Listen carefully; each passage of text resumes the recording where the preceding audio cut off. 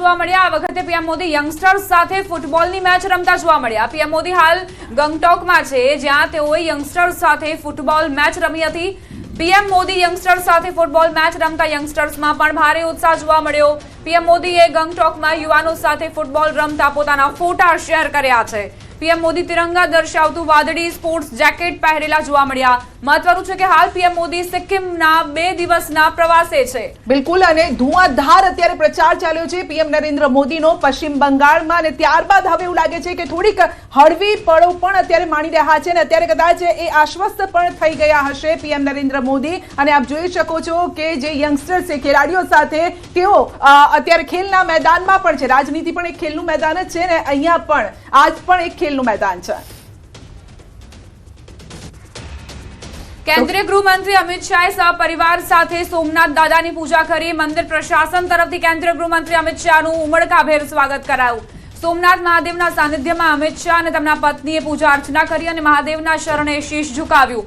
ખૂબ જ hectic schedule ગૃહમંત્રી અમિત શાહનું રહ્યું, કારણ કે 5 રાજ્યોની જે ચૂંટણી હતી તેમાં પણ તેઓ સક્રિય હતા, અને હવે સ્થાનિક સ્વરાજની ચૂંટણીમાં પણ જે તેમણે એક બાદ એક પ્રહાર કર્યા છે, વિપક્ષને પ્રહાર કરતા જોવા મળ્યા છે, અને હવે સોમનાથ દાદાની શરણે પહોંચ્યા છે। કદાચ ભાજપના જે આંકડા છે તેમાં ઓર વધારો થાય અને વિધાનસભામાં પણ આ જ પ્રકારનું પ્રદર્શન થાય તેવી પ્રાર્થના કરતા જોવા મળ્યા। બિલકુલ, કારણ કે દીપા, આપણે જોયું હતું કે મતદાન કરવા સ્પેશિયલી આવ્યા હતા અમિત શાહ અહીંયા, અને મતદાન બાદ સીધા પશ્ચિમ બંગાળ પણ ગયા હતા અને તેઓ ત્યાં પ્રચાર પણ કર્યો હતો। તો અહીંયા નવરંગપુરાથી પણ રિએક્શન સામે આવી રહ્યા છે, તે પણ આપણે જોઈશું, સાંભળીશું। આ સાથે આશા બ્રહ્મભટ્ટ, એકતા રાવલની અહીંયા જીત થઈ છે। અમદાવાદની આપણે વાત કરી રહ્યા છીએ, રીતેશ દુધિયા, હેમંત કાબરાની જીત થઈ છે।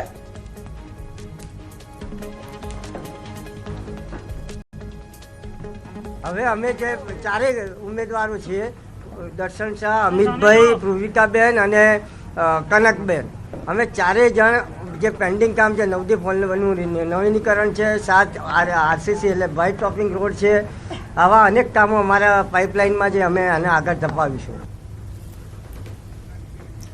સુરતથી સમાચાર। વોર્ડ નંબર 18માં જીતેલા ભાજપ ઉમેદવાર અને કોંગ્રેસના ઉમેદવારો વચ્ચે મારામારીના સમાચાર પ્રાપ્ત થઈ રહ્યા છે। આ વોર્ડમાં કોંગ્રેસના ઉમેદવાર સંજય રામાનંદી ફોર્મ પરત ખેંચ્યું હતું, અને જે બાદ હવે આજના દિવસે વોર્ડ નંબર 18માં જીતેલા ભાજપ ઉમેદવાર અને કોંગ્રેસના ઉમેદવારો વચ્ચે મારામારીના દ્રશ્યો સામે આવ્યા। બિલકુલ, તો મારામારી બબાલના દ્રશ્યો વોર્ડમાં કોંગ્રેસના ઉમેદવાર સંજય રામાનંદી ફોર્મ પરત ખેંચ્યું હતું। બબાલના દ્રશ્યો સામે આવ્યા છે। ભાજપના વિજેતા અને કોંગ્રેસ ઉમેદવાર વચ્ચે બબાલ થઈ છે। કીર્તેશ પાસેથી વધુ અપડેટ મેળવીશું। જી કીર્તેશ, અપડેટ।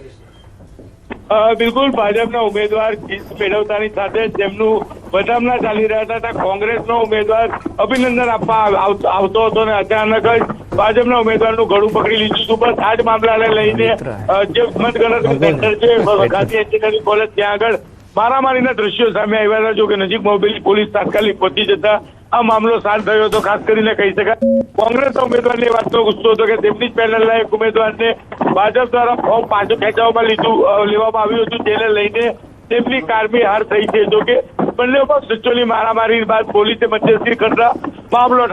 જી બિલકુલ, તો અહીંયા બબાલના દ્રશ્યો સામે આવ્યા, અને અમદાવાદ ખાડિયા ભાજપના વિજેતા અને કોંગ્રેસ, અહીંયા વાત કરીશું, ખાડિયાની વાત કરીશું। ખાડિયા વોર્ડમાં ખરાખરીનો જંગ અહીંયા જામ્યો છે। અમદાવાદ મનપા ખાડિયા બીજા રાઉન્ડના અંતે કોંગ્રેસ ઉમેદવારો અત્યારે આગળ જોવા મળી રહ્યા છે। ખાડિયા વોર્ડની વાત કરી રહ્યા છે। ખાડિયામાં 4 કોંગ્રેસ ઉમેદવારો હાલ આગળ ચાલી રહ્યા છે। તો અમદાવાદ મનપાના ખાડિયા વોર્ડમાં ખરાખરીનો જંગ। હિમાંશુભાઈ, જસ્ટ હજી એન્ટ્રી થઈ છે, ને એક સારા સમાચાર તમને મળી રહ્યા છે। ખાડિયા માટે શું કહેશો? ચોક્કસ બેન, કોઈ પણ ચૂંટણી હોય એમાં જંગ થવો જોઈએ, તો એમાં મતદારોનો ફાયદો હોય। અને હું તો આપના માધ્યમથી સમગ્ર ગુજરાતના જે 10,000 કેન્ડિડેટ કોંગ્રેસના લડ્યા, આ ગરમીમાં સત્તા વગર, સરકાર વગર, સરકારી તંત્રની સામે, ભાજપના અઢળક પૈસાની સામે જે કોંગ્રેસના કાર્યકરો લડ્યા છે અને ઉમેદવારો, આ બંનેને હું એક જવાબદારીપૂર્વક લાખ અભિનંદન આપીશ કે આટલા બધા ત્રાસની વચ્ચે, આટલા બધા પ્રેશરની વચ્ચે એમને લોકશાહીનો, આ દેશનો તિરંગો ઝંડો લહેરાઈ રાખ્યો, ત્યારે બધાને મત આપવાની તક મળી। નહીં તો આ સરકાર, વર્તમાન ભાજપ શાસકો તો બિનહરીફની સ્પર્ધામાં પડ્યા હતા। ગમે તે પ્રકારે નહીં, પણ નૈનાબા રવિન્દ્ર ના સિસ્ટર નૈનાબા કહી રહ્યા છે તેમની હાર થઈ છે અને એ એવું કહી રહ્યા છે કે ભાઈ અમારા નેતા તો અમારા પ્રચારમાં આવ્યા જ નથી, એટલે ટિકિટોની વહેંચણી કરીને છુમંતર થઈ જવાનું. એમની પૂરી હિમાંશુભાઈ, વાત હું તમને કહું હા. કે જે નૈનાબા બોલ્યા છે, અમુક નેતા ઘરની બહાર નથી હા. નીકળતા. હવે બેન, આ તો લોકશાહી છે. ક્યાંક તમને મારી પાર્ટી, આપણી પાર્ટી મને પસંદ કરે ને તમને હું ના ગમતો હોઉં, હા. તો તમે ના, અમારા આંતરિક લોકશાહી છે. અચ્છા. અમારા ગમો અણગમો દેખાય, પણ બોલાય. જીત માટે તો બીજેપી કેમ એવું નથી કરતી? ભલે એમાંય અણગમો તો હશે ને, ત્યાં પણ BJP માં તો ત્યાં બેન- અણગમો હોય છે, ત્યાં વાસણો તો ત્યાં પણ ખખડે બેન છે. નથી ખકડતા.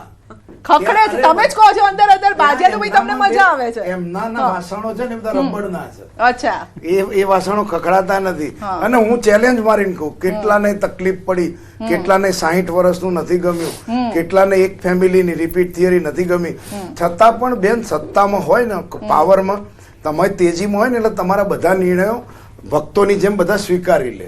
નહીં. અમે અત્યારે સંઘર્ષમાં છીએ. Okay. અમારી પાર્ટી સંઘર્ષમાં, અમારો કાર્યકર સંઘર્ષમાં, અમારા ઉમેદવારો સંઘર્ષમાં. પણ એની અંદર- સંઘર્ષમાં સત્તા લેવા માટે જ તો આ સંઘર્ષ છે ને, તો એ સત્તા તો લેવી પડશે ને, જો તમે ઈચ્છો તો. પણ બેન, ઈચ્છીએ જ છીએ અમે હા, સત્તા લઈએ, પણ આપતા નથી. પણ આ આપતા એવું છે? નથી. અમને સરકારી તંત્રનો ધરીને ઉપયોગ કર્યો, પૈસા બેન નહીં, હવે તંત્ર ઉપર આવી ગયા, હિમાંશુભાઈ. તંત્રવાળા હા. બીજું પૂછી લો હા. કે 50 લાખ 25 લાખ કરોડ રૂપિયા બિનહરીફ થવા માટે ક્યાંથી લઈને આપો? એ કયું ભંડોળ છે? હિતેન્દ્રભાઈ, મારે પણ એક સવાલ કરવો છે કે ખાડિયામાં જ આવ્યું હતું, પાકિસ્તાનનો મુદ્દો લઈને આવ્યા હતા ભૂષણ ભટ્ટ, અને કહ્યું હતું કે અમે ખાડિયાને પાકિસ્તાન નહીં બનવા દઈએ, અને હવે ભાજપની ત્યાં હાર થઈ છે, કોંગ્રેસની જીત થઈ છે, તો કોંગ્રેસ કેવી રીતે આગળ જોઈ રહ્યા ચાલી છો? રહી છે, કોંગ્રેસ આગળ આગળ ચાલી રહી છે, માફ કરશો, કોંગ્રેસ આગળ ચાલી રહી છે. હિમાંશુભાઈની વાત પહેલા કરું તો એમણે એવું કીધું કે અમે સરકારમાં નથી. કેટલા વર્ષો સુધી તમારી સરકાર હતી, આજે પણ 2-3 રાજ્યોમાં છે, તો શું ડિલિવર કર્યું એ જોવું જોઈએ. એક બીજું, રાજેશભાઈ નતા, તમે પણ નતા, મેં કીધું કે ઘોડો ખૂબ સારો હોય ને, પણ અસવાર પણ સારો જોઈએ. લંગડા ઘોડાથી કે લગ્નના ઘોડાથી ચૂંટણી જીતાય નહીં. અને મારો તે સારો પ્રાઇવેટ લિમિટેડ કંપનીની જેમ કોંગ્રેસ પોતાના જિલ્લામાં પોતાનો એક નેતા, એના માણસો સાચવી રાખે અને બાકીની સામે થઈ જાય, આ સ્થિતિનું જે કોંગ્રેસનું, મારે એનું વધારે મૂલ્યાંકન કરવું નથી, પણ તમે જાગી જાઓ તો આવતી વખતે તકલીફ પડે. પણ જે રીતે કોંગ્રેસે નકારાત્મક રાજનીતિ નકારાત્મક રાજનીતિ કરી, હિમાંશુભાઈ આખા અડાલજમાં અંબાજી માતાના મંદિરનો 5 કરોડના ખર્ચે જીર્ણોદ્ધાર કરાવે અને રામ મંદિર ના જઈ શકાય નથી. આ કેવી મજબૂરી કહેવાય? એને કાશ્મીરનો વિરોધ કરવો પડે, એને ખબર છે કે કાશ્મીર આપણું અવિભાજ્ય અંગ છે, અને તેમ છતાં એને વિરોધ કરવો પડે. એ પ્રમાણે ઉપરની તૃષ્ટિકરણની, પરિવારવાદની જે રાજનીતિ છે એ ના ગમે. ગુજરાત પ્રદેશ કોંગ્રેસને પણ નહીં ગમતી હોય, પણ જે પ્રમાણેની ત્યાં નેતૃત્વ છે અને એને આધારે એ અસવાર નબળો છે ને, કોંગ્રેસ તો ઘોડો તો ખૂબ સારો છે, પણ અસવાર એનો ખૂબ નબળો છે. સબડું કોણ છે? સવાલ એ છે ને, સબડું કોણ છે ત્યાં, એ પણ જોવું પડશે. તો અસવાર પસંદ કરનારા લોકો જે છે હા, એ અસવારોનું વર્ગીકરણ કરી જાય છે કે ભાઈ અહીંયા લગ્નના છે, લંગડા છે, હા. પણ એ અસવાર બદલવાની જે વાત છે એ થતી નથી. ખડગે પણ એ digest પણ નહીં થાય ને, 2 વર્ષ રાજેશભાઈ. પહેલા જીપીસીસી નો પટાવાડો બદલ્યો ને તો ત્યાં મારામારી થઈ હતી. અમે મુખ્યમંત્રી બદલી કાઢીએ, એ ઓફિસનો પટાવાડો એમાંય કોકનો હોય પાછો. આ મારો મૂકેલો હતો, આનો મૂકેલો હતો, મારા વિસ્તારનો હતો ગાંધીનગર, મને ખબર છે, એને બદલ્યો તો મારામારી થઈ. પણ એમણે એવું કીધું ને કે ભાઈ અમારા તો ભાઈ પેલા કહેવાય કે સ્ટીલના વાસણો છે, એટલે ખખડે છે, એટલે તમને અવાજ આવી જાય છે, તમારા રબરના છે, અવાજ નથી આવતો, એવું કે છે. એમના સંસદ સભ્ય મનસુખ વસાવા બોલ્યા જ ને, હા, એમના યોગેશ પટેલ ધારાસભ્ય બોલ્યા જ ને, પાર્ટીની આ નિયમો છે એની વિરુદ્ધમાં એ બોલ્યા છે. પણ એનું જે એમનો અંદરનો આંતરિક અસંતોષ છે અને મહેનત, દાખલા તરીકે ટિકિટ એક જણને મળીને 25 જણને ના મળી, તો કાર્યક્રમ શું ગોઠવ્યો? જેને ટિકિટ મળી છે ને એને નથી મળી, એમના ઘરે જશે. તો ક્યાંક ને ક્યાંક તમારે ને મહેનત, 200 વોટનો કાર્યકર્તા હોય ને, પણ એના પીઠ ઉપર હાથ મૂકીને એમ કહે ને કે આજ નહીં તો આવતીકાલે તારો સમય આવશે, તો પેલો માની જાય. પણ અહીંયા મનાવવાની પ્રોસેસ જ નથી. ટિકિટો આપ્યા પછી નેતાઓના ફોન સ્વિચ ઓફ થઈ જાય. જીપીસીસીના બદલે ખાનગી જગ્યાએ, એટલે હું તો ઘણીવાર એવી સલાહ આપું, જીપીસીસી તમે ભાડે કેમ નહીં આપી દેતા? તમારે કામ કરવું છે ખાનગી ફાર્મ હાઉસમાં બેહીને, અને નેતાઓએ ટિકિટો આપ્યા પછી ફોન સ્વિચ ઓફ કરી દેવા છે. તો આ સ્થિતિની અંદર ખરેખર નારાજગી હોય તો નારાજ લોકોને સમજો. આપણા ઘેર લગ્નનો પ્રસંગ હોય ને 2 જણા નારાજ થયા હોય તો વડીલો જાય, એમની જોડે બેસે ને પછી શું તારી નારાજગી છે એમ કરીને એને મનાવવાની કોશિશ કરે. અહીંયા એક કાર્યકર્તા નારાજ થાય છે, તેને મનાવવાની પણ કોશિશ જે થતી નથી, પછી બધું એમને રામ ભરોસે છોડી પણ એ દેવામાં. સત્તા અને વિપક્ષ એના કારણે જો સત્તામાં હોય તો કદાચ એ આ ઉલટી પરિસ્થિતિઓ હોય તેવું ના, હું લાગતું. તો એનાથી ઊંધું કહું. પશ્ચિમ બંગાળ, અહીંયા જે કોંગ્રેસ ફરિયાદો કરે છે, આ બધી ફરિયાદો ભારતીય જનતા પાર્ટી પશ્ચિમ બંગાળમાં કરે છે. રાજેશભાઈ, એક મહત્વના સમાચાર આવી રહ્યા છે. નર્મદા જિલ્લા પંચાયતમાં આપે સત્તા મેળવી હોવાની જાણકારી. ડેડિયાપાડાની 3 તાલુકા પંચાયત આપના ફાળે ગઈ છે. ડેડિયાપાડામાં આમ આદમી ચૈતર પાર્ટીનો વસાવા. દબદબો. ચૈતર વસાવાએ નિવેદન આપ્યું છે. ચૈતર વસાવાનું નિવેદન સામે આવ્યું છે. અમારી પાર્ટીની જીત એ જનતાની જીત ગણાવી રહ્યા છે ચૈતર વસાવા. ક્યાંક બિલકુલ, ચૈતર કારણ કે વસાવાના આ પ્રયાસો હા બોલાવ્યા. બિલકુલ આ દીપા આ જે વિસ્તાર છે ડેડિયાપાડા ચૈતર વસાવાનો આ વિસ્તાર છે અને ત્યાં જો આમ આદમી પાર્ટીના ફાળે આ સીટો જતી હોય તો સવાલ અહીંયા એ છે કે ધારાસભ્યએ પોતાનું જે કાર્ડ છે એ અહીંયા ખેલ્યા છે અને એમનું કાર્ડ અહીંયા ચાલ્યું છે કારણ કે આ વિસ્તાર આ ટ્રાઇબલ વિસ્તાર છે. ટ્રાઇબલ વિસ્તારની સમસ્યા અને ચૈતર આ એ ચહેરો સતત ચર્ચામાં રહ્યો. હેમંત થવાની નીચેની તાલુકા પંચાયત વિસાવદર અને અમરેલી જુનાગઢ એટલે ગોપાલ ઇટાલિયન વિસ્તાર છે ત્યાં આમ આદમી પાર્ટીએ સારું પ્રદર્શન કર્યું. ચૈતર વસાવાય અનંત પટેલની નીચેની તાલુકા પંચાયતો કોંગ્રેસ હારી ગઈ. એટલે તમે સમજો કે દરેક જિલ્લામાં એક નાયક ઉભો કરવો પડે. તમારે આખા ગુજરાતમાં મોટો નેતા બનાવવાની જરૂર નથી. દરેક જિલ્લા વાઇઝ એક નેતૃત્વ તમે એવું ઊભું કરો કે જે છેવટે કોન્સોલિડેટ થઈને પાર્ટીના મદદમાં આવે. એટલે તમે ચૈતર વસાવા એટલે આમ આદમી પાર્ટી. ચૈતર વસાવા જતા રહે આમ આદમી પાર્ટીના વોટ નથી. જેમ ગોપાલ ઇટાલિયા એના પૂરતી આમ આદમી પાર્ટી સીમિત છે. પણ એવા તમે જયારે 10-15 યુવા ચહેરાઓ ઉભા કરી દો ત્યારે એનો ફાયદો આફ્ટર ઓલ જે છે રાજેશભાઈ અહીંયા તો બીજેપી પાસેથી તો કોંગ્રેસે શીખવું પડશે પણ હવે તો આમ આદમી પાર્ટી પણ અહીંયા સબક આપીને જઈ રહી છે કોંગ્રેસને. આ એક બહુ જ મોટી વાત કરી છે કે દરેક જિલ્લામાં તમારે એક નાયક ઉભો કરવો પડશે, એક ચહેરો એવો. એમને વર્ષોથી એમને સાંભળ્યું છે, એમની વાતો ખૂબ મજબૂત અને સારી હોય છે.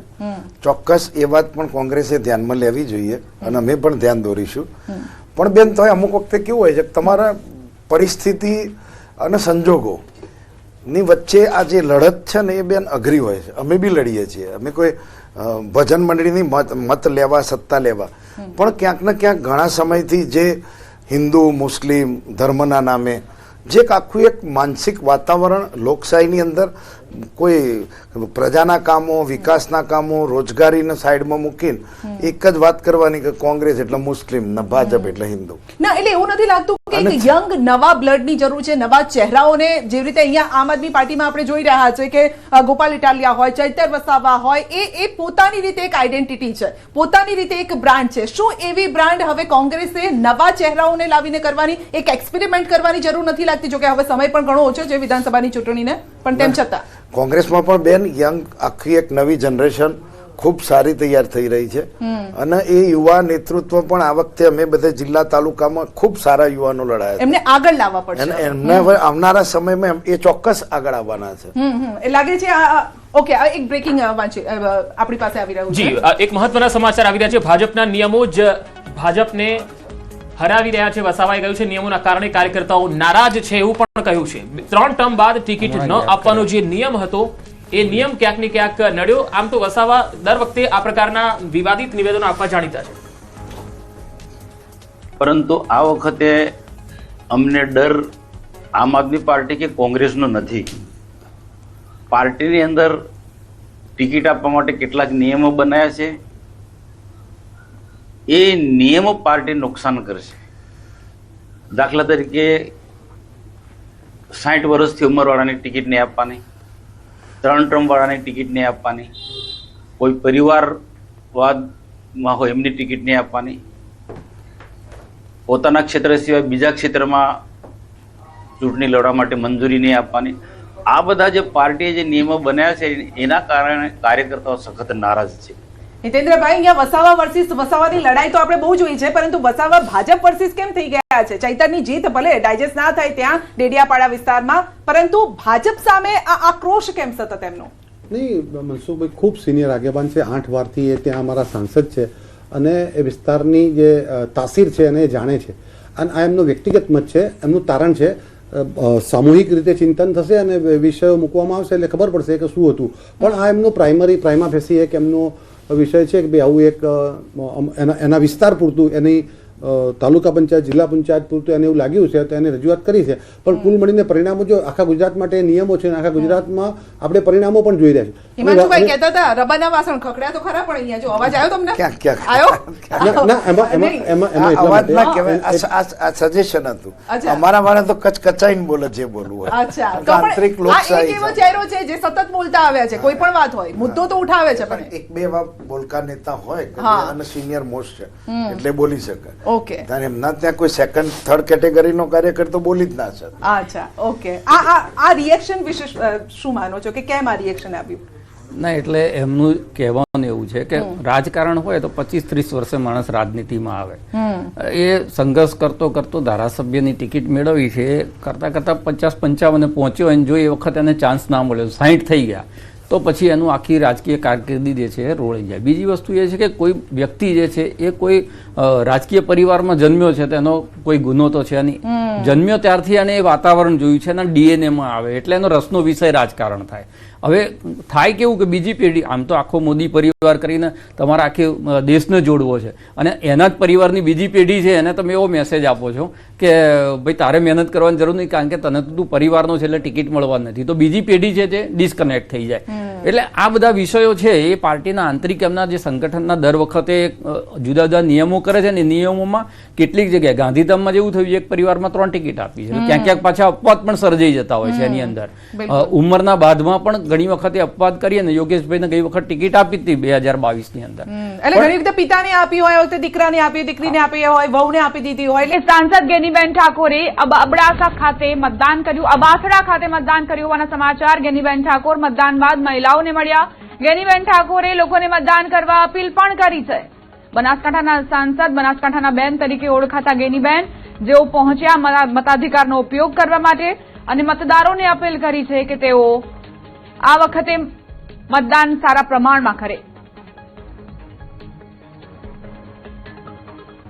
આજે સ્થાનિક સ્વરાજ્યની ચૂંટણીનું મતદાન છે, ત્યારે ગુજરાતના સમગ્ર મતદારોને મોટા પ્રમાણમાં મતદાન કરીને આ લોકશાહીની જે પર્વની ઉજવણી છે એમાં ભાગ લે.